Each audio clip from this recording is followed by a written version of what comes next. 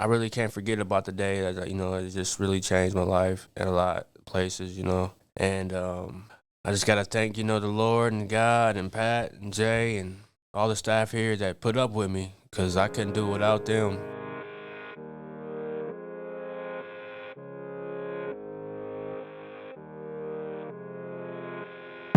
All right, so today I've got Nate with me. Nate is currently a resident in one of our programs here at the Rescue Mission. And we've got Patrick, his case manager, with us. And so Nate wanted to come on and share his story. Or I should say, we wanted Nate to come on and share his story. So we've invited Nate to come on here. Pat, tell us a little bit about Nate's progress here in the outreach program. It's such an awesome story to think about Nate's progress since he came into the outreach program. Nate been in the program about 4 months, I think. 6 months. 6 months. Okay, Nate been in our program for about 6 months now. When Nate first came into the program, Nate had some challenges to overcome. Bad challenges. He was the thing I love about Nate, he was very honest with us from off the rip. He didn't hold back, and he shared with us about some of the things that went on in his life. He had a few different challenges, some mental health issues to deal with, some drug history. It wasn't none prior, but he had some back history and drug addiction and everything. Just sitting down, Nate is a very humble person. He's a very willing person. There's so much I could say about Nate. I love having Nate I love having Nate under me. To me, he was an easy person to work with. Sometimes I had to bring him back to reality and say, "No, Nate, we're not gonna do this." And I had to keep telling Nate, "Just hang out with me, man. Just hang out with me. We go work through this. We go get over, and it's gonna work out, And so since Nate been in the program, he has done everything that we asked of him. Nate loved to work. That's one of Nate's things. He loved to work. He loved to stay busy. So we find stuff for Nate to do and everything. He liked working here, helping him keep the house clean. He liked going out to Treasure House and volunteer. He participated in our classes very much. And he's just a gentleman that loved to stay busy. Nate, when he came to us, he wasn't on no medications. He didn't have no mental health diagnosis, so we was able to get him set up with a nurse practitioner who he liked very much. I think I don't say her name, so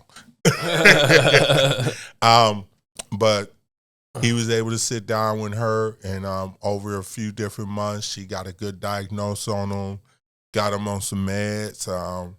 Nate said that for a long time he wasn't sleeping good. Now he's getting his rest. He was dealing with some other things, and he's just doing such an awesome job here. I kind of hate to lose him. Yeah. I do. I always pick with him. I walk up on him. I say, "Oh, you think you gonna just leave me like that, huh?" But Nate is sitting right here with me. I love Nate. Nate go to church with me every Sunday. Right he loved the church and everything. And that's what he told me. He said, "When I move, you still going to have to pick me up." I said, "Yeah, I'm coming to get you every Sunday." I told him that's not a problem. I'll most definitely be at his house on Sunday picking him up. Yeah. Yeah. So let's hop in the time machine a little bit. Nate, if you're comfortable, tell us a little bit about what brought you to the rescue mission. What brought me to the rescue mission was a drug overdose. Institutionalized myself.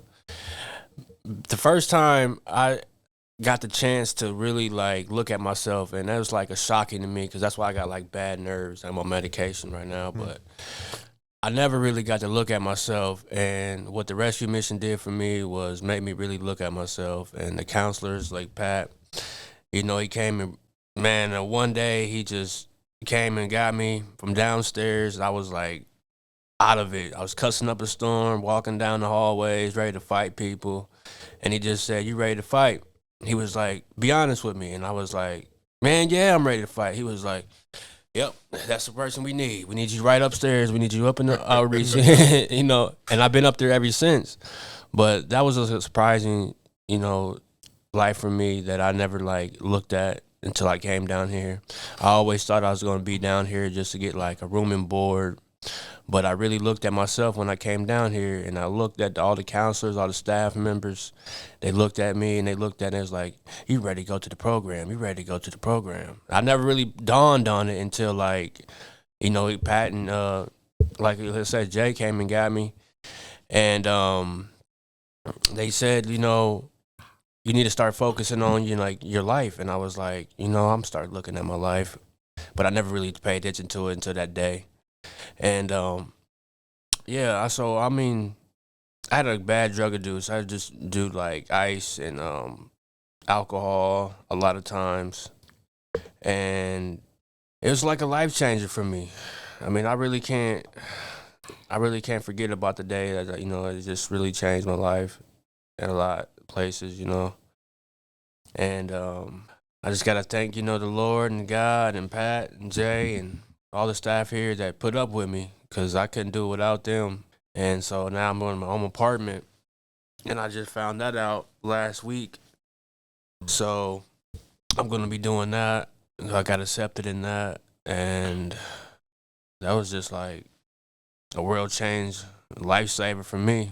Yeah. So I'm gonna ask you a question a lot of people like to hear when it comes to your story. But what was kind of your childhood like, your upbringing like coming up? Tell us a little bit about young Nate.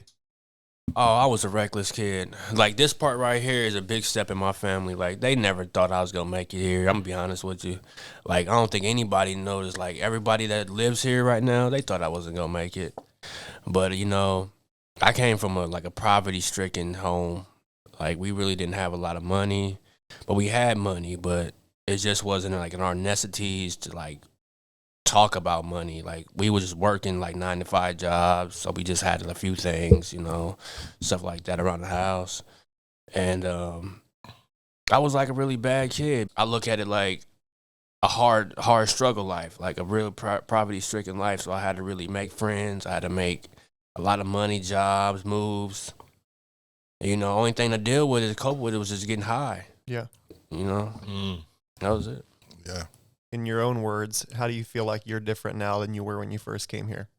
Oh, I'm really stronger. I'm stronger-headed mind since I got here. Like, I know like what I want to do and how many steps I'm going to take and get it done. Because if I got enough strength to keep it here and put up with a lot of people that I know that lives here that ain't even trying, and I looked at it like so many times I talked to Pat about it. And I'm like, man, I don't care what the case is. It's just bad living experience. That's all that matters. If I know what I'm doing, I'm looking back at my past right now. If I know I can just be here and go somewhere with my life, I don't care what it is. If it's hallucination is what me and my counselor was talking about. Like, I never thought I had the courage to even tell somebody I had hallucination problems. Mm-hmm. But I'm strong enough to like, relate to people like, it's not a big deal, but it is a big deal. Yeah.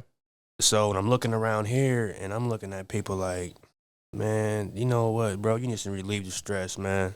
You need to relieve the stress and get on with your life. But I don't know what the steps going to take, but I think that's just basically what you got to do. Yeah. So I came here and all the counselors looked at me and they was like, you know what to do. And so I just took it from there on and took my steps from there on. I would like to say something. Since Nate came here, and like I said before, Nate had not really had no mental health diagnosis, or he wasn't on no medication. Once Nate got the mental health diagnosis and no longer using the drugs and got on the right medications and everything, Nate became a total different person. He still have his moments sometimes, but for the most part, this dude, he rocking. You know, he's one of my guys that's just knocking it out the park. And I'm so happy for him to see him moving forward.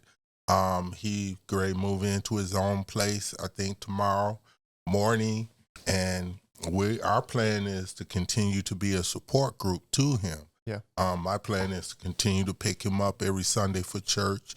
He also will have his Park Center case manager and everything.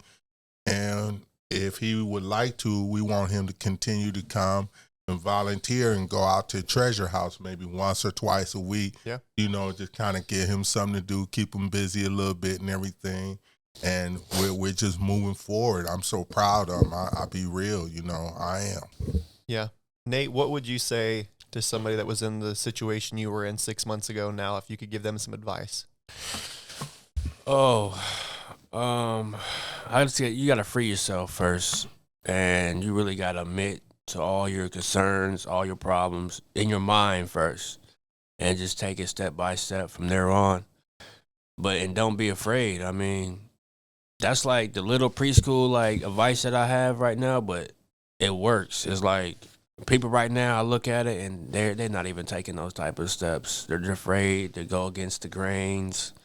They're afraid to go against like all the problems in their past. They just don't want to let it go, and they're too proud. They're too like hype. They're too like, I don't know, self-made. Yeah. And it's bad because I got frustrated. Like Pat said, like sometimes I really do. I gotta go to a hallway and just talk about my problems because I'm living with people and they're not even helping themselves. They're not even doing nothing. And there's a way, like I always looked at somebody and I'm like, man, they know there's a way every year, man, or every birthday or every Christmas, man. There's a way, man. And they don't want to believe it, but you know, it's bad. It's really bad. Yeah. But that's like the steps that I had to take. You know, I'm not afraid to go against the grain because I think what the grain is just your inner self peak in mind. I mean, if you're like conceited, you're controlling, and you're like the cocky person, you got to go against it. That's just like all the simple rules that in life that's going to just make you go forward and make you successful. Yeah. Well, as we wrap up this episode, I want to say thank you guys for coming on to the podcast, sharing a little bit. Is there anything that you want to share before we wrap this up that didn't get said? Oh, no, I'm all right. I'm good. All right. Well, guys, thanks again for coming on the podcast. I really enjoyed it. Yep. Thank you, sir.